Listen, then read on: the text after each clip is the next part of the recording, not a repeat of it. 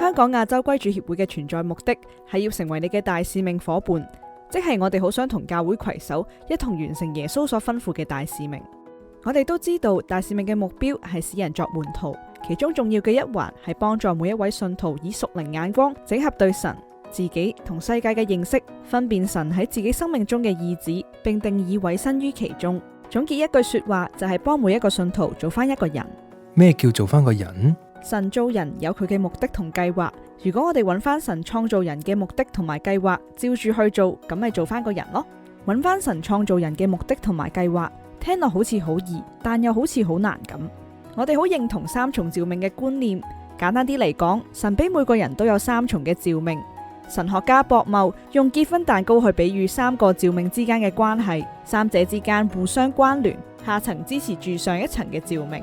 最底層嘅係人類召命，即係人類被造嘅基本目的。創世記1章28節咁樣講，神就賜福給他們，又對他們說，要生養眾多，遍滿地面，治理這地，也要管理海裏的魚、空中的鳥和地上各樣行動的活物。所以人類被造嘅最基本目的就係要好好管理呢個世界。咁阿協可以點同教會攜手，幫助弟兄姊妹完成呢個人類召命呢？嗱，你試諗下，如果我哋喺生活上每個最貼身嘅場景同範疇入面，包括環保、職場、家庭、個人成長、身體管理等等，都有系統地同信仰整合，落實喺我哋生活入面，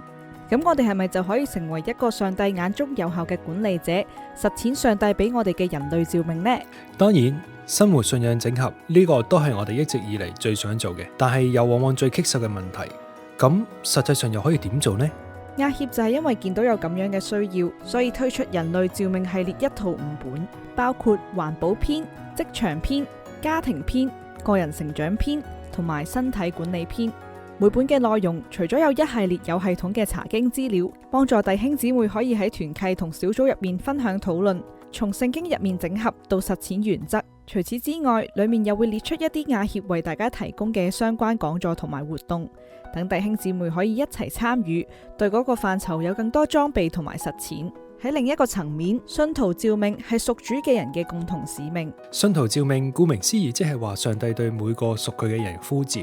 咁呢個呼召係咩嚟嘅呢？好簡單，主耶穌升天前只係俾咗一個吩咐啲門徒，就係所以你們要去，使萬民作我的門徒，奉父子聖靈的名給他們施洗，凡我所吩咐你們的，都教訓他們遵守，我就常與你們同在，直到世界的末了。所以信徒召命就係要實行主耶穌吩咐嘅大使命啦。亞協一直以嚟都致力為教會提供一系列嘅差傳佈道培訓同體驗活動，幫助信徒從裝備到實踐去履行信徒召命，好似把握時機課程、3幅故事編織法佈道訓練、福音外語班、跨越文化工作坊、本地及跨境跨文化體驗同媒體宣教等等嘅項目。我哋仲為唔同年齡層嘅信徒，按住佢哋嘅成長特質同需要，建構咗一個宣教動員系統，希望佢哋一步一步有系統地裝備自己，投身大使命。最後，上帝俾我哋每個人都有獨特嘅呼召，呢啲呼召為要更好發揮人類召命同信徒召命，正係每一個人嘅個人召命。所以以弗所書4章11至12